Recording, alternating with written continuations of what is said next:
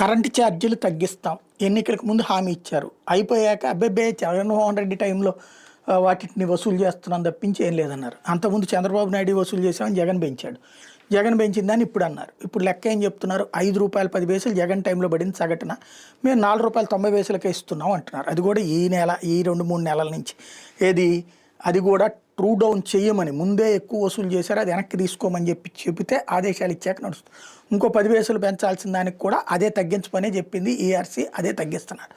కాకపోతే బిల్లు మీద మొన్ననే నేను వివరంగా చెప్పా.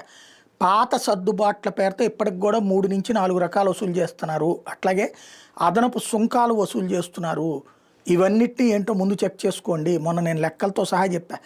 ₹5,500 బిల్లు అయితే ₹7,500 వసూలు చేస్తున్నారు. దాంట్లో ఇవి వేశారు, ఏ ఏ డేట్లతో ఏమేశారు అన్నటువంటిది కూడా ప్రతి ఏది నాలాంటోడికి ఎట్లుంది, మిగతా వాళ్ళకి ఎట్లుందో ఎవరికాళ్ళకి లెక్క తెలుస్తుంది. అయితే ఏంటంటే పేపర్లలో రాసిన వార్తలతో మామూలుగా అయితే కనుక ఎండాకాలంలో కరెంట్ ఎక్కువ వాడతాం, కరెంటు బిల్లులు ఎక్కువ వస్తాయి. వర్షాకాలం, చలికాలంలో కొంత కరెంటు బిల్లులు తగ్గుతాయి.